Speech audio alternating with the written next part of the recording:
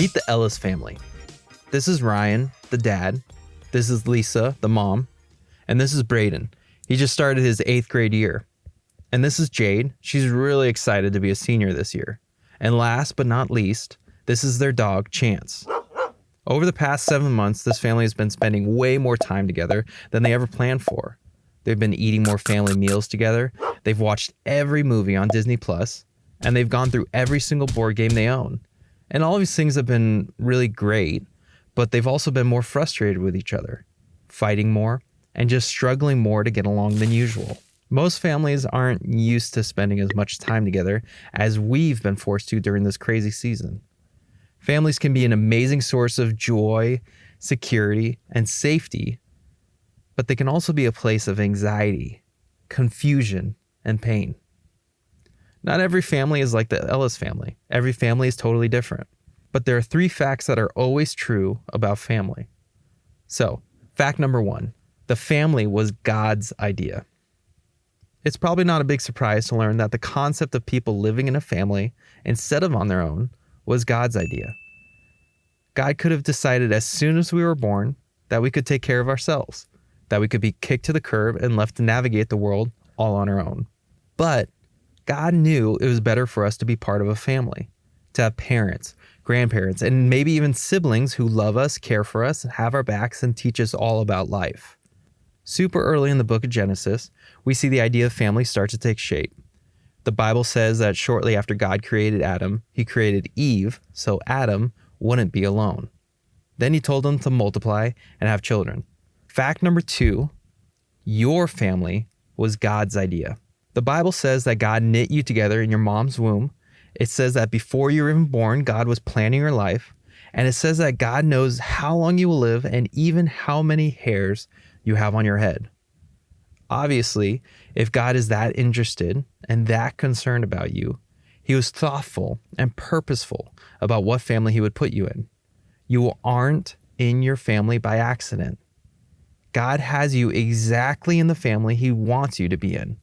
You play a super important role in your family. It wouldn't be the same without you because you are there by design. Your family was God's idea.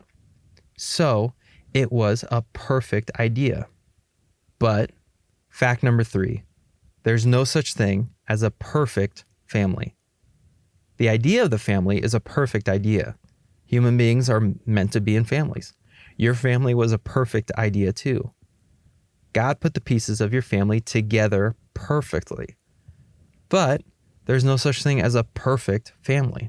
Going back to Genesis, it didn't take long for Adam, Eve, and their kids to mess up God's perfect idea. Adam and Eve sinned by eating the forbidden fruit, and one of their sons even killed his only brother. Some families may look perfect. They seem to have it all together and have all the stuff that we think makes for a perfect family. But there's no such thing. Every single family on the face of the earth has their own struggles and their own challenges. Let's take a look at the life of Joseph from the Old Testament. Joseph came from a large, wealthy family. He had 12 siblings, 11 brothers, and a sister.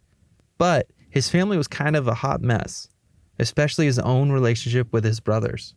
The Bible says that Joseph was his dad's favorite son. Okay, parents aren't supposed to have favorites. This made things messy, especially since they all knew it and they all were jealous. Jacob, his dad, even gave Joseph a special jacket. Super colorful and awesome, that basically reminded his brothers that Joseph was dad's number 1 son. Oh yeah, and did we also mention that he has an amazing gift? He can interpret dreams.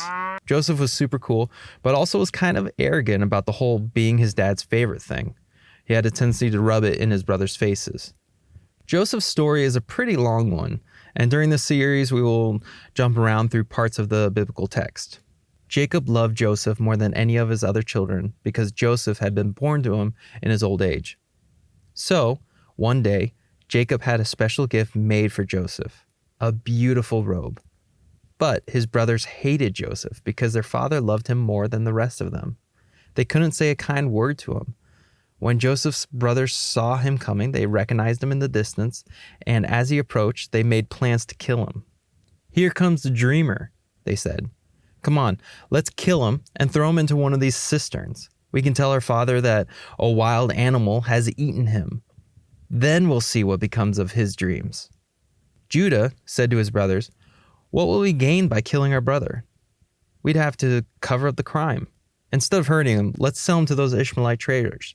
After all, he is our brother, our own flesh and blood." So the brothers agreed. So when the Ishmaelites, who were Midianite traders, came by, Joseph's brothers pulled him out of the cistern and sold him to them for 20 pieces of silver. And the traders took him off to Egypt. Now, Joseph's family was way beyond not being perfect. They're pretty much as far from that as he could be.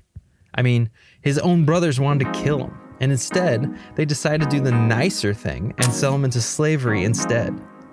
Over the next few weeks, we're going to learn how Joseph navigated life in such an imperfect family.